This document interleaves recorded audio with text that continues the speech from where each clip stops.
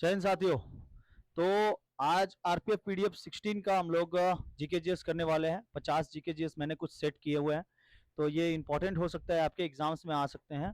तो हम लोग आज पीडीएफ 16 स्टार्ट करते हैं। चलिए लेट्स स्टार्ट। ठीक है, देखिए पहला क्वेश्चन बोल रहा है कि साम्राज्य पहला अखिल भारतीय साम्राज्य था जिसके शासन क्षेत्र में अधिकांश वर्तमान भारतीय उपमहाद्वीप आते थे। कौन सा ऐसा साम्राज्य था जो जिसमें सबसे ज्यादा उपमहाद्वीप आते थे? बाप रे। तो कौन सा था? मौर्य साम्राज्य था। कौन सा साम्राज्य था? मौर्य साम्राज्य। ठीक है, मौर्य साम्राज्य की स्थापना किसने किया था? तो चंद्रगुप्त मौर्य ने किया था। उनके गुरु कौन थे? चाणक्य थे। ठीक है, उनके गुरु कौन थे? चाणक्य थे। तो चंद्रगुप्त मौर्य ने किया था, याद रखिएगा, चंद्रगुप्त मौर्य।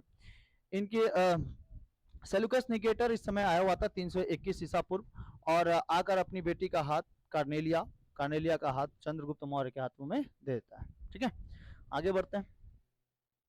निम्नलिखित में से कौन सा काकोरी षड्यंत्र में शामिल नहीं था? कौन से लोग, कौन से जो थे जो काकोरी षड्यंत्र में शामिल नहीं थे? काकोरी केस हुआ था, आपको पता है काकोरी केस। काकोरी केस में शामिल नहीं थे, वो कौन थे? खुदीराम बोस। खुदीराम बोस थे। खुदीराम बोस को 1908 में फांसी हो चुकी थी, 18 साल की उम्र में। ये पहले ऐसे व्यक्ति थे जो सबसे जवान, सबसे मतलब जवान कहने का मतलब सबसे कम उम्र की आयु में इनको फांसी दे दिया गया था। तो हमको फॉलो, हम लोगों को फॉलो इन लोगों को करना चाहिए, ना कि इंस्टाग्राम पे आने वाले वो नचनिया लोगों को। ठीक है, एक्चुअली खुदीराम बोस जो थे ये हमारे एक इनिशियल पावर है। भगत सिंह हो गए, खुदीराम बोस हो गए, ये लोग 18 साल की उम्र में जब जब यहाँ वहां जाता है ना सब कोई, उस समय ये लोग फांसी में लटक चुके थे। सोच रहे हैं खुदीराम बोस। तो इन खुदीराम बोस को फांसी की सजा मतलब कि ये नहीं थे, काकोरी षड्यंत्र केस में शामिल नहीं थे। ठीक है, काकोरी षड्यंत्र केस में खुदीराम बोस सबसे कम उम्र के क्रांतिकारी स्वतंत्रता सेनानी थे जिन्होंने भारत में ब्रिटिश राज का विरोध किया था। वह मुजफ्फर षड्यंत्र केस में शामिल थे। मुजफ्फर षड्यंत्र केस में 11 अगस्त 1908 को 18 वर्ष की उम्र में उन्हें फांसी दे दी गई थी। काकोरी षड्यंत्र केस में तो अलग कोई शामिल थे। ठीक है, 9 अगस्त 1925 को लखनऊ जिले के काकोरी रेलवे स्टेशन पर ट्रेन में सरकारी खजाने के लूटने की घटना को अंजाम दिया गया था, जिसमें काकोरी कांड का नाम दिया जाता है। काकोरी कांड के अंतिम फैसले के बाद राम प्रसाद बिस्मिल, ठाकुर रोशन सिंह, राजेंद्र नाथ लहरी और अशफाक उल्ला खान की मौत हो गई थी। ठीक है, इन लोगों को फांसी की सजा। समझा? ये लोग काकोरी केस में शामिल थे। काकोरी केस, ठीक है, ये लखनऊ जिले में काकोरी रेलवे स्टेशन पे ट्रेन से सरकारी खजाने को लूटने की घटना हुई थी। ठीक है, आगे बढ़ते हैं। नेक्स्ट क्वेश्चन देखते हैं, तीसरा नंबर। सिंधु घाटी सभ्यता का प्राचीन स्थल कालीबंगा भारत के किस राज्य में स्थित है? कालीबंगा किस राज्य में स्थित है? राजस्थान में स्थित है। राजस्थान में कालीबंगा स्थित था। सिंधु घाटी सभ्यता लगभग 2500 से लेकर 1700 ईसा पूर्व पुरानी थी। 2500 से लेकर लगभग 2500 ईसा पूर्व, 2500 साल पहले ये घटना हुई थी, 2500 साल पहले। ठीक है, और सिंधु घाटी सभ्यता का सबसे प्राचीन स्थल था राजस्थान। राजस्थान सबसे प्राचीन स्थल था। सबसे बड़ा अगर पूछे आपसे कि सबसे बड़ा स्नानागार कहाँ पाया गया है, सबसे बड़ा स्नानागार, स्विमिंग पूल कहाँ पे पाया गया है, तो मोहनजोदाड़ो में। मोहनजोदाड़ो सबसे बड़ा शहर था। ये एक नगरीय सभ्यता थी, सिंधु घाटी सभ्यता। इसकी खोज कब की गई थी? 1921 में दयाराम साहनी द्वारा। ठीक है, दयाराम साहनी द्वारा इसकी खोज की गई थी। दयाराम साहनी, याद रखिएगा, क्वेश्चन पूछता है रखाल दास बनर्जी द्वारा किसका? मोहनजोदाड़ो का खोज किया गया था, रखाल दास बनर्जी। ठीक है, इतना क्वेश्चन आपको याद रहना चाहिए। सिंधु घाटी सभ्यता एक त्रिकोणीय सभ्यता थी, लगभग लगभग ये त्रिकोणीय फैला हुआ था, जिसका अगर शॉर्ट ट्रिक हम बोले तो sum equal to eight, sum equal to eight, sum equal to eight. Sutkagen Dor, Manda, Alamgirpur, Daimabad. Sutkagen Dor, Manda, Alamgirpur, Daimabad. Sutkagen Dor, Manda, Alamgirpur, Daimabad, ये 4 जगहों तक फैला हुआ था ऐसा माना जाता है। इधर तक, इतनी दूर तक इनकी बाउंड्रीज थी। ठीक है, तो सुतका गेंडोर, मांडा, आलमगीरपुर और दैमाबाद, याद रखिएगा। सुतका गेंडोर, मांडा, आलमगीरपुर, दैमाबाद। सुतका गेंडोर, मांडा, आलमगीरपुर, दैमाबाद। ठीक है, 4 जगहों पे स्थल में। निम्नलिखित में से किसने गदर पार्टी की स्थापना की थी? गदर पार्टी, गदर पार्टी की स्थापना किसने की थी? बताइए, गदर पार्टी की स्थापना गदर पार्टी की स्थापना किसने की थी? लाला हरदयाल ने। लाला हरदयाल, लाला हरदयाल ने गदर पार्टी की स्थापना की थी, याद रहेगा। लाला हरदयाल ने किसकी स्थापना की थी? गदर पार्टी की। ठीक है, इसका गठन 1913 में हुआ था। लाला हरदयाल ने 1913 में गदर पार्टी की स्थापना 1913, गठन किया गया था 1913 में। हिंदुस्तान रिपब्लिक एसोसिएशन की स्थापना आप लोगों को पता ही होगा। नौजवान भारत सभा की स्थापना भगत सिंह, नौजवान भारत सभा की स्थापना भगत सिंह। वीडी सावरकर, वीडी सावरकर ने क्या किया था? अभिनव भारत की सोसाइटी की स्थापना की थी। वीडी सावरकर अभिनव भारत संगठन की स्थापना। भगत सिंह, भगत सिंह ने किसका किया था? नौजवान भारत सभा, नौजवान भारत सभा। और चंद्रशेखर आजाद ने, चंद्रशेखर आजाद ने, चंद्रशेखर ने आपको कमेंट करके बताना है, चंद्रशेखर आजाद। तटीय उड़ीसा का प्राचीन नाम क्या था? तटीय उड़ीसा का प्राचीन नाम कलिंग था। ठीक है, कलिंग युद्ध पता है ना, अशोक ने किया था कलिंग युद्ध। बहुत भयानक मार मारा था, बच्चों को मौत के घाट उतार दिया था अशोक ने। जहां से गुजरता ऐसा लगता कि शोके मना के चल गया है। ठीक है, तो तटीय उड़ीसा का नाम, प्राचीन नाम क्या था? कलिंग था। कलिंग युद्ध हुआ था अशोक के समय। यह है कलिंग, यह उड़ीसा के समय था। यह उड़ीसा का चक्र है। 10 रुपए के नोट पर किसका? यही वाला तो है। 10 रुपए के नोट के पीछे अगर देखेंगे तो यही वाला चक्र है। ठीक है, Konark sun temple, Konark sun temple कहाँ है? उड़ीसा में है। Konark sun temple Orissa. उधरी का एक चक्का लिया गया है 10 रुपए के नोट पर, पीछे में। पानीपत का प्रथम युद्ध किस वर्ष लड़ा गया था? वाह, पानीपत का प्रथम युद्ध 1526 ईस्वी में, 1526 ईस्वी में। किसके किसके बीच? तो लोधी वंश के अंतिम शासक इब्राहिम लोधी। दिल्ली सल्तनत जो आखिरी वंश में था वो था लोधी वंश। लोधी वंश के अंतिम शासक थे इब्राहिम लोधी। इब्राहिम लोधी को मार के खत्म करके अपना मुगल साम्राज्य स्थापित कर देता है बाबर। बाबर स्थापित कर देता है और 1526 में पानीपत की लड़ाई हुई थी, 1526 में। इस युद्ध में एक संगठन था, एक निष्ठा थी, एक मोटिवेशन था। बाबर ने अपने सेना में एक मोटिवेशन भर दिया था, जिसके कारण 1526 के युद्ध में लड़ाई। जाता भी कहां, फरगाना से मार दिया गया था, काबुल से भगा दिया गया था, इधर उधर से उसकी साम्राज्य लुट गई थी, तब कहीं ना कहीं तो भारत में आता। अब भारत के ही लोग कहीं ना कहीं उसको बुलाने पर मौका दे दिए गए थे। ठीक है, इब्राहिम लोधी, इब्राहिम लोधी के चाचा भतीजा वही लोग बुलाया था, हिमू वगैरह सब। 1526 ईस्वी में यह लड़ाई हुई थी पानीपत में। ठीक है, पानीपत में वैसे तो 3 गो लड़ाइयां हुई थी, 1526, 1556 और 1761। 1526 पानीपत का प्रथम युद्ध, पानीपत का प्रथम युद्ध। पानीपत का सेकेंड युद्ध हुआ था हेमू और अकबर के बीच में। ठीक है, और 1761 में हुआ था अहमद शाह अब्दाली और मराठों के बीच में, तृतीय युद्ध, अहमद शाह अब्दाली और मराठों के बीच में। ठीक है, इसके बाद बाबर आया। बाबर, हुमायूं, अकबर, जहांगीर, शाहजहां, औरंगजेब, बहुत सारे लोग आए। ठीक है, ये लोग मुगल साम्राज्य लगभग 1526 से लेकर 1857 की क्रांति तक रहा।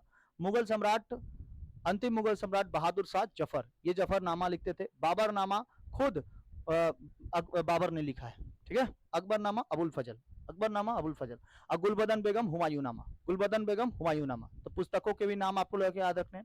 बाबर, बाबरनामा खुद बाबर ने अपनी जीवनी में लिखा हुआ है। ठीक है, 1526 ईस्वी। आगे बढ़ते हैं। 28 सितंबर 1929 को शारदा अधिनियम क्यों पारित किया गया था? शारदा अधिनियम क्यों पारित किया गया था, बता पाएंगे आप लोग? शारदा अधिनियम क्यों पारित किया गया था? किसके लिए? तो विवाह के लिए न्यूनतम आयु निर्धारित करने के लिए, विवाह के लिए न्यूनतम आयु निर्धारित करने के लिए, विवाह के लिए न्यूनतम आयु निर्धारित करने के लिए। विवाह के लिए पहले न्यूनतम आयु था 14 वर्ष लड़कियों का, और लड़कों का 18 वर्ष था। लेकिन उसको बढ़ाकर क्या कर दिया गया? 18 वर्ष कर दिया गया, और लड़कों का 21 वर्ष। अब लड़कियों का कितना हो गया है? 21 वर्ष हो चुका है। ठीक है, कहीं कहीं पर। आगे देखते हैं। नहीं तो अभी तो कितनी सारी लड़कियां तो पहले ही शादी कर ले रही हैं, 18, 16, 17 ऐसे। कोई बात नहीं, 21 साल की उम्र में शादी करना मानता है। 4वीं से 9वीं शताब्दी के बीच कांचीपुरम किस राज्य की राजधानी थी? कांचीपुरम किस राज्य की राजधानी थी? पल्लव। 4वीं से 9वीं शताब्दी तक पल्लव वंश की राजधानी थी। किसके वंश की? पल्लव वंश की राजधानी। समझ गया? किस वर्ष की राजधानी? पल्लव वंश की राजधानी। आगे बढ़ते हैं। अहमद शाह अब्दाली ने मराठों को किस युद्ध में हराया था? अब ये बताए, अहमद शाह अब्दाली और मराठों के बीच युद्ध हुआ था पानीपत का तृतीय युद्ध 1761 में, पानीपत का तृतीय युद्ध। खानवा का युद्ध, तो आपको हम एक ट्रिक बता देते हैं, पान खा चांद के घर में, पान खा चांद के घर में, चांद के घर में, ठीक है। कैसे इसको याद करना, पान खा चांद के घर में, तो पानीपत, खानवा, चंदेरी, घाघरा, पानीपत, खानवा, चंदेरी, घाघरा और में से मर गया। तो बाबर ने ये 4 गो युद्ध लड़े थे, पानीपत, खानवा, चंदेरी और घाघरा, ठीक है। पानीपत, खानवा, चंदेरी, घाघरा 1526, 1527, 1528, 1529 और 30 में बेचारा खुद ही मर गया। बेचारा आते यहाँ पे लूटा था, बेचारा नाम का कोई नहीं, बेचारा एकदम नहीं, आके यहाँ पे लूट के लाट के लेके चला गया था, तो बेचारा ये लोग के नाम पे तो लगाना ही नहीं है, ठीक है। तो पानीपत का प्रथम युद्ध 1526, बाबर ने 4 गो लड़ाइयां लड़ी, बाबर 4 गो लड़ाई लड़ता है, कौन कौन सा, पान खा चांद के घर में, ठीक है, में मर गया 1530, 1530 से लेकर लगभग 1556 तक किसका शासन चला, हुमायूं का। उसके बीच में शेरशाह सूरी आए थे, ठीक है। उसके बाद निष्कासित जीवन, शेरशाह सूरी पानी में पटक पटक के मारा था हुमायूं को, इतना मारा था, भागा था इतना कि ईरान भागा था, फिर ईरान में शादी करके फिर आता है 1555 1556 सरहिंद का युद्ध लड़ते लड़ते। अब 1556 में सीढ़ी से गिर के मर जाता है, 3 पना लाइब्रेरी दिल्ली में, ठीक है। खानवा का युद्ध, बक्सर का युद्ध 1764, बक्सर का युद्ध 1764, रॉबर्ट क्लाइव, बक्सर का युद्ध पूरा जीत गया था, बंगाल पे कब्जा कर लिया था, बंगाल, बिहार, उड़ीसा, मद्रास, इन सब जगहों पे बक्सर का युद्ध। 1757 में तो बंगाल पे युद्ध, अब 1764 में पूरा टोटल युद्ध कर लिया, पूरा भारत को जीत लिया। तराइन का प्रथम युद्ध, तराइन का प्रथम युद्ध कब हुआ था, 1191, 1191, तराइन का प्रथम युद्ध 1191, ठीक है। द्वितीय युद्ध 1192, तृतीय युद्ध 1215, ठीक है। 1191, 1192, 1215, समझ गया। तो 1191 पृथ्वीराज चौहान जीत जाते हैं, 1192 में मोहम्मद गौरी जीत जाता है, ठीक है। आगे बढ़ते हैं, राजा जयचंद की वजह से। इनमें से किस शहर को ट्विन सिटी कहा जाता है, किस शहर को बाबू, तो हैदराबाद और सिकंदराबाद, हैदराबाद और सिकंदराबाद, ठीक है। हैदराबाद और सिकंदराबाद को ट्विन सिटी कहा जाता है, हैदराबाद और सिकंदराबाद। उष्णकटिबंधीय घास के मैदान स्थान की निम्न में से कौन सी जोड़ी सही है, कौन सी जोड़ी सही है, सवाना। सवाना कहां पाया जाता है, अफ्रीका महादेश में, सवाना पाया जाता है अफ्रीका महादेश, सवाना पाया जाता है अफ्रीका महादेश, ठीक है। ऐसे ही आप लोग को कुछ घासों के नाम याद रखने, जैसे डाउन्स, डाउन्स घास के मैदान कहां पाए जाते हैं, डाउन्स घास के मैदान पाए जाते हैं ऑस्ट्रेलिया में, कहां पाया जाता है, ऑस्ट्रेलिया, डाउन्स घास के मैदान ऑस्ट्रेलिया। पंपास, पंपास घास के मैदान कहां पाए जाते हैं, दक्षिण अमेरिका, दक्षिण अमेरिका, दक्षिण अमेरिका, पंपास घास के मैदान दक्षिण अमेरिका। सवाना आपको तो पता ही है अफ्रीका में। प्रेरियार, पेरी, पेरी घास के मैदान उत्तरी अमेरिका, उत्तरी अमेरिका, उत्तरी अमेरिका। स्टेपी, स्टेपी कहां पाया जाता है, यूरोप, स्टेपी कहां पाया जाता है, यूरोप, उत्तरी एशिया में भी पाया जाता है, उत्तरी एशिया, ठीक है। ये 4 गो नाम 5 गो नाम याद रखेंगे आप लोग। ग्रीनलैंड में उत्तरी एशिया में पाया जाता है, डाउन्स हो गया ऑस्ट्रेलिया, पंपास दक्षिण अमेरिका, पेरी उत्तरी अमेरिका, स्टेपी यूरोप में, स्टेपी यूरोप, स्टेपी यूरोप। पेरियार, पेरी कहां पाया जाता है, उत्तरी अमेरिका, पंपास दक्षिण अमेरिका, डाउन्स ऑस्ट्रेलिया, ठीक है, डाउन्स ऑस्ट्रेलिया। और सवाना घास के मैदान अफ्रीका, सवाना घास के मैदान अफ्रीका। आगे बढ़ते हैं, निम्नलिखित में से कौन सी नदी राक्षस झील से निकलती है, कौन सी नदी, सतलज नदी, सतलज नदी कहां से निकलती है, राक्षस ताल से निकलती है, राक्षस झील से निकलती है, राक्षस ताल राक्षस झील से। मानसरोवर के तिब्बत से 120 किलोमीटर दूर, 104 किलोमीटर दूर, सॉरी 104 किलोमीटर दूर, 104 105 ऐसे ही है लगभग में, ठीक है। एक राक्षस झील है, राक्षस झील से निकलता है सतलज नदी। यह सिंधु नदी की सहायक नदी है, सिंधु नदी की सहायक नदी है, सिंधु नदी की सहायक नदी है, ठीक है। सिंधु नदी की क्या है, सहायक नदी है। सिंधु नदी की 5 गो सहायक नदी है, झेलम, चिनाब, रावी, सतलज, ब्यास, झेलम, चिनाब, रावी, सतलज, ब्यास, ठीक है। जो सतलज जो है ये मानसरोवर झील के राजस्थान से निकलती है। आगे बढ़ते हैं। निम्नलिखित पर विचार कीजिए। गोदावरी, कृष्णा, कावेरी, पेरियार, उपरोक्त में से कौन सी नदियां पश्चिमी घाट से निकलती हुई और पूर्वी की ओर बहती हैं? कौन सी नदी? तो गोदावरी, कृष्णा, कावेरी, तीनों तीनों, एक दो तीन, केवल एक दो तीन, केवल एक दो तीन, गोदावरी, कृष्णा और कावेरी, ये तीनों ही क्या निकलती है? पश्चिमी घाट से निकलती है और पूर्वी घाट होते हुए बंगाल की खाड़ी में गिरती है। ठीक है, तो गोदावरी, कृष्णा, कावेरी, इसका फोटो देख लीजिए आप लोग। यहाँ है गोदावरी, ये कृष्णा और ये कावेरी। ठीक है, गोदावरी, कृष्णा, कावेरी। दक्षिणी गंगा किसको कहते हैं? गोदावरी को कहते हैं। दक्षिणी गंगा किसको कहते हैं? गोदावरी को कहते हैं। गोदावरी की लंबाई यहाँ पर हम लिख देते हैं आप लोग को। ये निकलता है नासिक, महाराष्ट्र में एक जगह है नासिक, नासिक में एक जगह है त्र्यंबकेश्वर पहाड़, नासिक। ठीक है, महाराष्ट्र में एक जगह नासिक, नासिक और त्र्यंबकेश्वर, त्र्यंबकेश्वर के एक पर्वत है, त्र्यंबकेश्वर पर्वत, त्र्यंबकेश्वर, त्र्यंबकेश्वर पर्वत, ये दक्षिण में बहती है 1465 किलोमीटर, 1465 किलोमीटर, 1465 किलोमीटर। ठीक है, देखिए तो नासिक से निकलता है, त्र्यंबकेश्वर पर्वत से निकलता है और 1465 किलोमीटर पूर्वी भारत में बहती है। इसको दूसरी गंगा या फिर इसको कहते हैं हम लोग दूसरी गंगा या फिर दक्षिणी गंगा भी कहते हैं। ठीक है, गोदावरी नदी को। कृष्णा नदी महाबलेश्वर के सतारा से निकलती है, लगभग 1400 किलोमीटर बहती है। कावेरी नदी 805 किलोमीटर बहती है, कर्नाटक के निकट ब्रह्मगिरी श्रृंखला से निकलती है। ब्रह्मगिरी श्रृंखला से कावेरी, ब्रह्मगिरी श्रृंखला से कावेरी, कृष्णा महाबलेश्वर सतारा से 1400 किलोमीटर, नासिक त्र्यंबकेश्वर से 1465 किलोमीटर। गंगा नदी की लंबाई 2525 किलोमीटर, भारत में सबसे लंबी बहती है। और ये गंगा नदी निकलती नहीं है, गंगा नदी बनती है देवप्रयाग से। गंगा नदी कहां से बनती है? देवप्रयाग से। समझ गया? आगे बढ़ते हैं। ये गोदावरी वगैरह हो गया। निम्नलिखित में से कौन सी गोदावरी नदी की सबसे लंबी सहायक नदी है? मंजीरा। मंजीरा जो है ये निम्नलिखित में से गोदावरी की सबसे लंबी सहायक नदी है, मंजीरा। आगे बढ़ते हैं।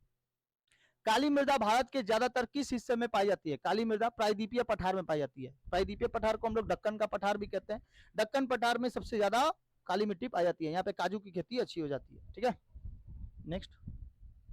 निम्नलिखित में से किस दाब पेटी के अश्वाक्षांश के रूप में जाना जाता है? अश्वाक्षांश, उपोष्ण उष्ण कटिबंधीय उच्च दाब, उपोष्ण उष्ण कटिबंधीय उच्च दाब। ठीक है, उच्च दाब की पेटी। यहाँ पर अश्वाक्षांश की घटना हुई थी, एक बार क्या हुआ था 16वीं शताब्दी के लगभग में, फेंक दिया गया था अश्वों को, अश्व मतलब घोड़ा, जो अक्षांश में गुजर रहा था उसी अक्षांश पे फेंक दिया गया, जिसके कारण इसको नाम रख दिया गया, वहां के नाविकों ने नाम रख दिया अश्व अक्षांश। ठीक है, और जहां पे नावें डोलती हैं उसको डोलड्रम्स, नावें जहां पे डोलती हैं उसको डोलड्रम। ठीक है, आगे बढ़ते हैं। निम्नलिखित में से कौन सी नदी धुआंधार जलप्रपात बनाती है? कौन सी नदी? तो नर्मदा नदी। नर्मदा नदी क्या बनाती है? धुआंधार जलप्रपात बनाती है। नर्मदा नदी धुआंधार जलप्रपात। नेक्स्ट। भारतीय संसद की कार्यवाही में शून्यकाल का अर्थ क्या है? प्रश्नकाल के ठीक पश्चात काल। प्रश्नकाल के बाद ही क्या होता है? ठीक पश्चात काल होता है। प्रश्नकाल के बाद ही ठीक ठीक पश्चात काल, मतलब प्रश्नकाल के बाद क्या पूछा जाता है? शून्यकाल होता है। ठीक है, शून्यकाल लगभग 12 से 1 बजे तक के करीब में होता है संसद में, लेकिन ऐसा कोई भी बात नहीं दिया है कि शून्यकाल होना चाहिए, ये भारतीय मीडिया ने इसका नाम दिया है शून्यकाल। आगे देखते हैं। निम्नलिखित में से कौन सी भारतीय संविधान की संघीय विशेषता है? लिखित संविधान। हम लोग का संविधान कैसा है? लिखित संविधान, एकल संविधान नहीं है, आपातकालीन प्रावधान नहीं है, लिखित संविधान, लिखित संविधान। उपाधियों का अंत किस मौलिक अधिकार का हिस्सा है? उपाधियों का अंत किस मौलिक अधिकार? तो समानता का अधिकार। समानता का अधिकार क्या है? उपाधियों का अंत है। समानता का अधिकार उपाधियों का अंत, समानता का अधिकार उपाधियों का अंत, याद रखिएगा 14 से लेकर 18 तक समानता का अधिकार है। भाग कितना आता है? भाग 3, भाग 3 14 से 18। एक्चुअली भाग 1 जो है ये 1 से लेकर 4 तक, भाग 2 जो है ये 5 से लेकर 11 तक, 12 से लेकर 35 तक किसमें है? भाग 3 में है, जिसमें हम लोग के मौलिक अधिकार है। मौलिक अधिकार है, मौलिक अधिकार हम लोग को कुछ दिया गया है, घूमने फिरने की सजा, घूमने फिरने की, ठीक है, अपनी जान आप अपने से नहीं ले सकते हैं, अप्रियता, कुछ भी, ये सब सारी चीजें किसमें है? स्वतंत्र, समानता का अधिकार। आगे देखते हैं। जन प्रतिनिधित्व अधिनियम कब पारित किया गया था? जन प्रतिनिधित्व अधिनियम कब पारित किया था? 1951, 1951। ठीक है, 1951 में, 1945 नहीं, 1955 में। 73वां संवैधानिक संशोधन निम्नलिखित में से किस कारक से संबंधित है? इसमें से कौन सा संबंधित है? तो पंचायती राज संस्थाओं पीआरआई में महिलाओं का 33% आरक्षण प्रोत्साहन, 33% आरक्षण, यही वाला होगा आंसर। ए नंबर, पंचायती राज संस्थाओं में पीआरआई महिला। नेक्स्ट, भारत का चुनाव आयोग पहली बार बहुसदस्यीय निकाय कब हुआ था? 1989, 1989, 1989। ठीक है, आगे बढ़ते हैं। भारत के संविधान का कौन सा भाग वित्त संपत्ति संविदाय और वाद से संबंधित है? भाग 12, भाग 12 वाद से संबंधित है। वित्त संपत्ति संविधान संविदाय सब। किस राज्य के राज्यपाल के रूप में नियुक्ति के लिए भारत के किसी राज्य के राज्यपाल की नियुक्ति के लिए भारत में संविधान द्वारा निर्धारित न्यूनतम आयु कितनी होनी चाहिए? 35 होनी चाहिए। कितनी होनी चाहिए? 35 होना चाहिए। भाग 6 में इसको लिखा गया है। भाग 6 में न्यूनतम आयु कितना होना चाहिए? रकानिकायोसस, रकानिकायोसस सस। ठीक है, राज्यपाल, कार्यपालिका, निर्वाचन, सॉरी निर्वाचन नहीं, नियुक्ति, कार्यकाल, योग्यता, शर्तें और शपथ, शर्तें और शपथ।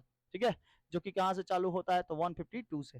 152 में तो राज्य का बताया गया है, डेफिनेशन है 53, 54, 55, 56, 57, 58, 59 गिनते चले जाएंगे। ठीक है, 150, 150, 152, 153, 154, 155 ऐसे गिनते चले जाएंगे। तो इसमें राज्यपाल की ये है और इसमें योग्यताएं हैं। इसी योग्यता में बताया गया है कि 35 वर्ष होना चाहिए, लाभ के पद पर ना होना चाहिए, पागल दिवालिया ना निकला हो, ये सब। भारतीय संविधान के अनुसार एक उच्च न्यायालय के न्यायाधीश को अन्य उच्च न्यायालय में स्थानांतरित करने के लिए अधिकृत कौन करता है? अन्य उच्च न्यायालय में तो राष्ट्रपति, भारत के राष्ट्रपति। ठीक है, भारत के राष्ट्रपति करते हैं। ठीक है, भारत के राष्ट्रपति करते हैं। आगे बढ़ते हैं।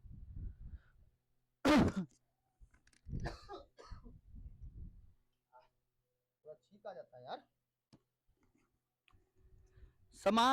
समाज के समाजवादी स्वरूप, सॉरी छींक आ गया था। समाज के समाजवादी स्वरूप को स्थापित करने के लिए निर्णय की किस पंचवर्षीय योजना के तहत लिया गया था? द्वितीय पंचवर्षीय योजना, द्वितीय पंचवर्षीय योजना। नेक्स्ट, रेपो दर, रेपो रेट, रिवर्स रेपो दर और बैंक दर कौन सा तय करता है? कौन करता है? भारतीय रिजर्व बैंक, आरबीआई करता है, आरबीआई। नेक्स्ट, भारत में स्थापित पहला क्षेत्रीय ग्रामीण बैंक कौन सा था? प्रार्थना ग्रामीण बैंक। कौन सा ग्रामीण बैंक? प्रार्थना ग्रामीण बैंक। कौन सा ग्रामीण बैंक? प्रार्थना ग्रामीण बैंक। ठीक है, नेक्स्ट, निम्नलिखित में से कौन सा एक हिंज जोड़ कब्जा संधि एक ही तरफ खुलेगा? कब्जा संधि जैसे हाई खुलता है, पैर का ठेंगुना खुलता है, ठेंगुना तो कैसे दिखाएं, ठेंगुना, पैर का ठेंगुना खुलता है। ठीक है, एक ही तरफ खुलता है, तो कौन सा हो जाएगा? घुटने के जोड़ों के बीच, घुटने के जोड़ों के बीच। नेक्स्ट, निम्नलिखित में से कौन सा सम न्यूट्रॉनिक का युग्म है? सम न्यूट्रॉनिक कौन है? 14, 16, इसमें तो 2 भाग गया। एक्चुअली ये सब ऐसे हैं। ठीक है, N7 14, ये है मास, एटॉमिक मास, ये एटॉमिक नंबर, ये O का 16 8। ठीक है, तो इधर का 1 भाग रहा, इधर का 2 भाग रहा। सम न्यूट्रॉनिक नहीं होगा। सम न्यूट्रॉनिक मतलब एक एक को करके भागेगा, ये 2 2 को करके भागेगा। C6 13 7 and 14, 13 14, 13 14 1 भागा, 6 7 1 भागा। ठीक है, आगे देखते हैं। C6 12, C6 14, इसका 2 भाग रहा है, इसका ये तो आइसो बार हो जाएगा, है ना? ये नहीं होगा, ये होगा। एक एक करके भाग रहा है। सम न्यूट्रॉनिक मतलब सम सम, एक एक, इवन इवन। आगे बढ़ते हैं। इलेक्ट्रॉन की खोज किसके द्वारा की गई थी? जे थॉमसन, जे थॉमसन द्वारा इलेक्ट्रॉन की खोज की गई थी। आप जानते हैं एटॉमिक नंबर या एटॉमिक पढ़ने के लिए आपको 3 चीजों की जरूरत होती है, इलेक्ट्रॉन, प्रोटॉन और न्यूट्रॉन। इलेक्ट्रॉन, प्रोटॉन और न्यूट्रॉन। इसको सबसे पहले देखा था किसने? रदरफोर्ड ने। नाभिक की खोज कर दिया था रदरफोर्ड ने। ठीक है, नाभिक का खोज किया था रदरफोर्ड, नाभिक का खोज किया था रदरफोर्ड। ठीक है, इसमें क्या क्या जरूरत होती है? Electron, proton, neutron, electron, proton, neutron. ठीक है, इलेक्ट्रॉन, प्रोटॉन और neutron, electron, proton, neutron. Electron का खोज जे थॉमसन। प्रोटॉन का खोज किसने कर दिया था? प्रोटॉन का खोज, प्रोटॉन का खोज जेम्स। न्यूट्रॉन का खोज किसने किया था? न्यूट्रॉन का खोज Chadwick, James Chadwick, James Chadwick. और गोल्डस्टीन ने प्रोटॉन का खोज कर दिया था, गोल्डस्टीन ने प्रोटॉन का। ठीक है, न्यूट्रॉन का खोज जेम्स चैडविक, प्रोटॉन का खोज जेम्स गोल्डस्टीन, गोल्डस्टीन। लेकिन कहीं कहीं लिखा रहता है कि रदरफोर्ड ने ही प्रोटॉन का खोज किया था। ठीक है। रदरफोर्ड ने किसका खोज किया था? प्रोटॉन का खोज किया था। 1932 में न्यूट्रॉन का खोज किया गया था, 1932 याद रखिएगा।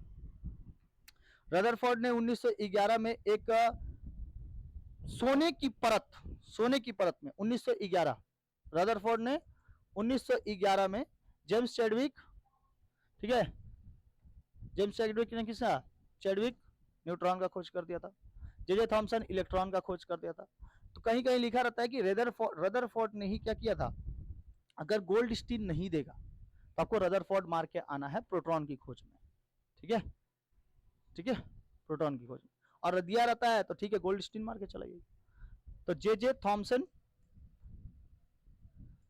थॉमसन इलेक्ट्रॉन, प्रोटॉन गोल्डस्टीन, और जेम्स चैडविक न्यूट्रॉन, ठीक है।